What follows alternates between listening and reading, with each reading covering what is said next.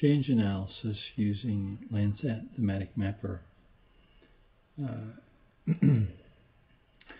In change analysis, this is one of the three really useful applications that we're using, the killer apps, I guess you call them, or they are called in some quarters, in remote sensing. And the purpose is to automate laborious tasks of image interpreters and image analysts. And so change analysis can have application in lots of different areas. And you can see this from this slide. So this is just a nice example. Here's 1992 in downtown Chicago, and here's 2000, and you can see there's a big change in certain parts of it along Lakeshore Drive. You can see Lakeshore Drive is actually rerouted during this period, and then you also have the construction of the new McCormick Place and some other construction around Chicagoland, or Chicago, right around the loop, that is very evident. We normally have to do radiometric correction on the images, and this is to reduce the effect of differences in sun elevation from different dates, different times of the year. The sun elevation is included as part of the metadata that we get, and so the correction is accomplished by dividing the pixel values of an entire image, entire channel, single channel, by the sign of the sun elevation. And so, just to illustrate that, you can see the sun varies quite a lot here in Chicago. It varies quite a lot. It's around 46 degrees difference between the shortest day and the longest day of the year at zenith, at local noon.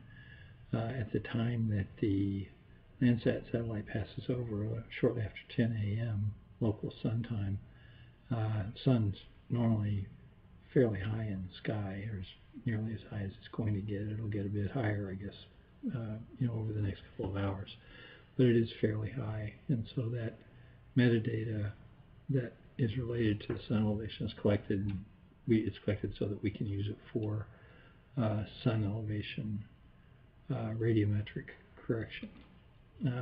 This is just an illustration that shows how we can measure the specular component of reflectance, and you can see the real unevenness from different times of the day. This is in a location in South Carolina, and you can see that very early in the morning, specular reflectance is very high with a low angle of incidence of the sun coming in. As the sun gets higher in the sky, it is it reduces that effect, but it never really completely eliminates it. And you can see that even at midday, there still is fairly substantial specular reflectance. There's a bias across this plot, and so the plot, by being higher on one side, shows that the reflectance is higher on that side. With the sun coming in here at 4 p.m. from this direction, you can see how much higher the reflectance is. You can see there is a little spike there right at the specular angle of exitance, but it's high all the way around. And so typically when we do temporal image differencing, we use a single channel from two or more different dates, but you work only with a single channel, and you always compare one channel to the like channel in the image from another date.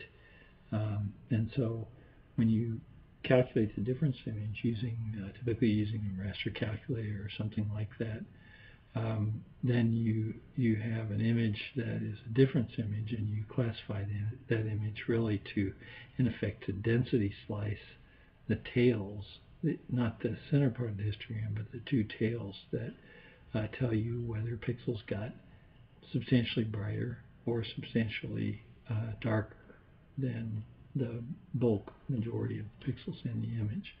So here's an example, a quick example of a 3 by 3 kernel. Normally we do it for the whole image, so it's much larger than this, but for a 3 by 3 kernel, how you have